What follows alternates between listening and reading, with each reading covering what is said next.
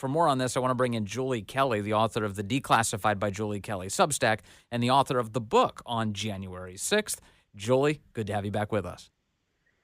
Vince, thanks for having me on. What a lineup today. Thank you for including me, this lowly Substacker. Oh, no. There's nothing lowly about your Substack or your work, Julie. We really appreciate it. And so tell me, first of all, you are in town today, which is fun. Why are you in town? I'm in town for a few meetings, and then tomorrow I will be covering a resentencing hearing for a 61-year-old woman from Pennsylvania who DOJ wants to throw back in jail after her 1512C2 conviction was vacated and send her back to jail on misdemeanors. How old is she?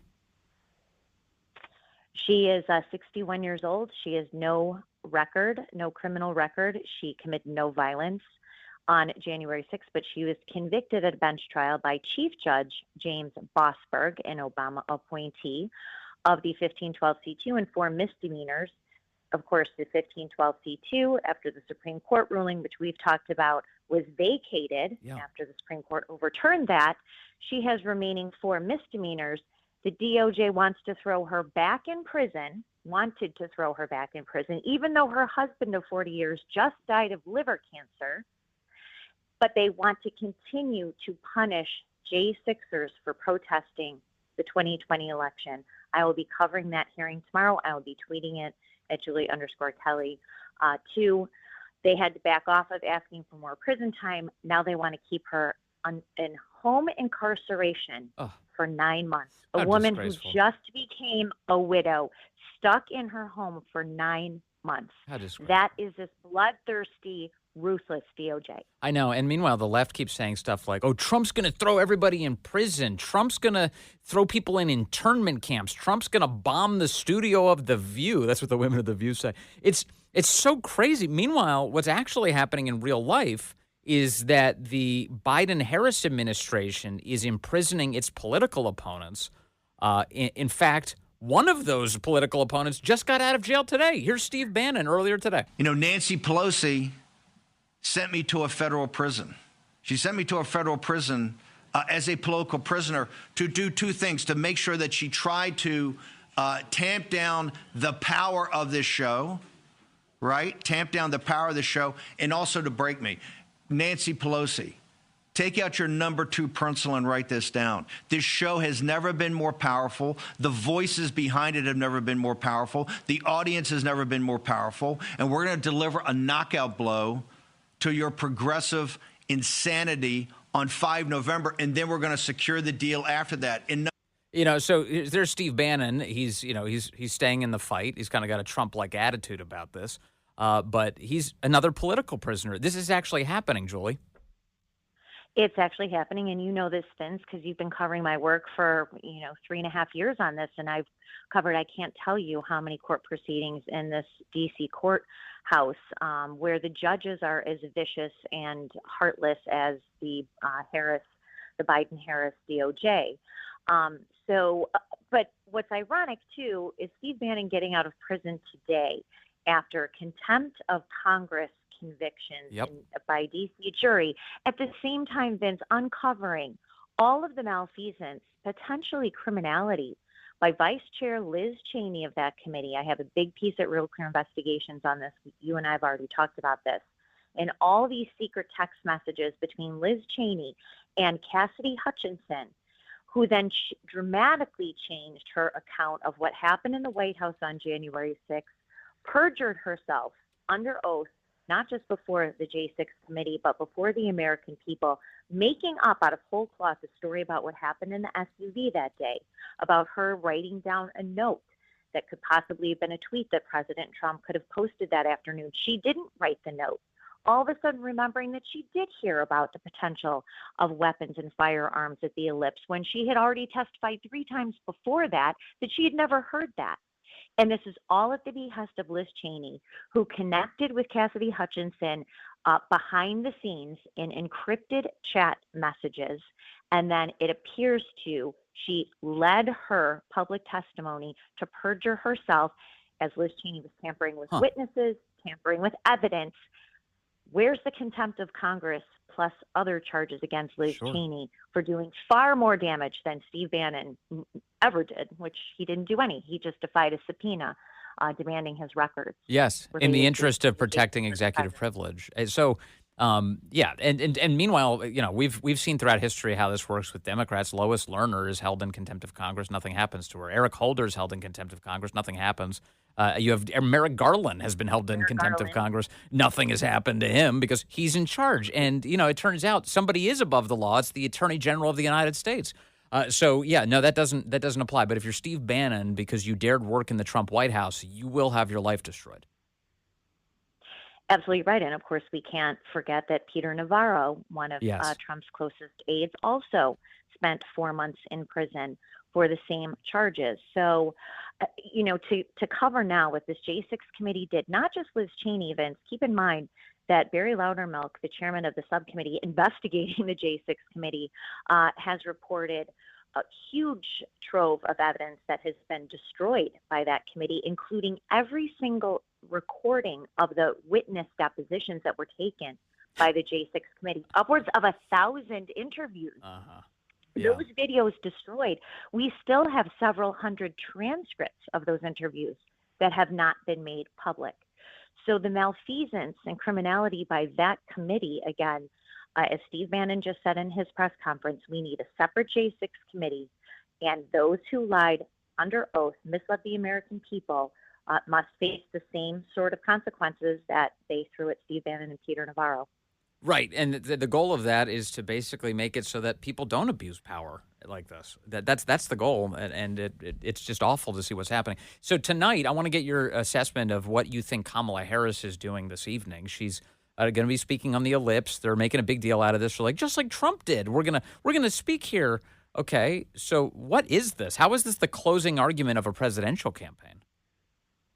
I mean, this is all that they have left, right? We have seen her completely implode on the campaign trail. Softball interviews, she still can't give a straight answer on anything, not the least of which is her own specific policy proposals where she differs from her boss, Joe Biden, how she will lead the country and the world. So all they have left, I joke that every day is January 6th, 2021 to a Democrat. They wake up every day. It's like still in Saigon. Yes. You know that song by Bon Seger after Vietnam. It's like they're still on Capitol Hill. Like they cannot move on. So she thinks that this is going to be the compelling closing argument that if Donald Trump wins, every day will be like an insurrection. He will defy the rule of law. He will torch the Constitution, all the same sort of things that they've been saying now for almost 4 years. So it's an odd final argument. Apparently, there's some tension in the ranks. I've seen some reporting on this. Democrats who feel like this is not a winning closing argument, that the fixation on January 6th has been completely lost on most voters. So, but they're expecting, I guess, 40 to 50,000 participants, federal government employees and Georgetown professors and university students, 95% Democratic city turning out to support her. Will there be tears as people relive Mimas walking through the Capitol, taking selfies? Uh-huh. Will people start fainting, thinking of, the QAnon shaman and his horns and body paint in the Senate chamber? This could be a very emotional event for these people. And we should really extend our sympathy. Yes, I didn't really even put it together. This is like a cult gathering, and you're right about that. So on this issue of President Trump and what he would do if he gets back into the presidency, I just want to play like a very short clip of President Trump's very long conversation with Joe Rogan this past week. It took me a couple days to get through it. I kept checking back in on it. I was like, I'm going to listen some more. And I was struck by this moment, which I don't think is appearing on MSNBC or CNN. Level that the president has power. Well, if I win, this will be my last election. But I think I owe it to the country. Yeah. But I think I owe it to the country. We have to have fair elections. So there's President Trump being like, hey, if I win, let's be honest, this is my last election. I can't run anymore. Does that sound like a dictator to you? No, of course not. If only. My fear, and I think the fear of others, is that when he does win the White House and he does have this authority, especially at his DOJ, that he will not use it in the way that will bring the same level of justice that this DOJ has inflicted, not just on him and his family and associates, but of course, Vince, the more than 1,500 Americans who have been rounded up. They announced new arrests just today.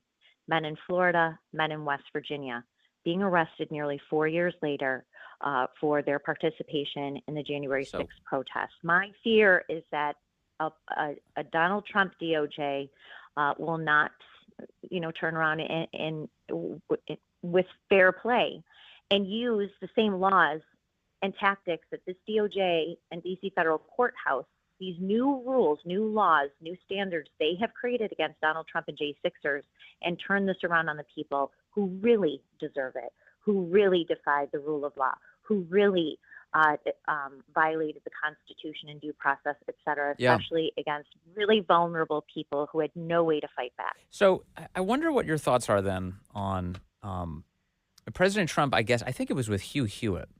He was asked whether or not he would offer a pardon to Hunter Biden as a means to heal the country and say, I want to be done with this nonsense. And I think President Trump indicated that, he's open to that might be the route he takes. Do you think that's wise? I mean, I think ultimately, obviously the goal is a country that can come back together and not be so divisive and not have a weaponized justice system. And President Trump is saying even in the face of legitimate charges that could be brought against Hunter Biden, that even in the face of that, I'll give him a pardon. What do you think of that idea? I mean, I would strongly oppose that. First of all, I think Joe Biden will probably pardon his son on his way out. He has nothing to lose at this point. He's lost, everything. So he has nothing to lose by doing that. But I would invite President Trump and others to read the Politico report that was filed last night. And this is a 2-year fight to get the unsealed or partially unsealed documents about the executive privilege fight in the federal courthouse in Washington, where Joe Biden, for the first time in history, repeatedly rejected Donald Trump's claims of executive privilege. He is the only sitting president to deny executive privilege protections to his predecessor. He denied that over and over, and this allowed top aides, including his lawyers, including aides to Mike Pence, to go before a one-sided grand jury proceeding in Washington, break every precedent of executive privilege to get this information and bring this bogus indictment against him for January 6th. I would encourage Team Trump to read that before there's any consideration of pardoning Joe Biden's son. Julie Kelly of the Julie Kelly Substack. That's Declassified by Julie Kelly Substack. Julie, always good to have you with us. Thank you so much.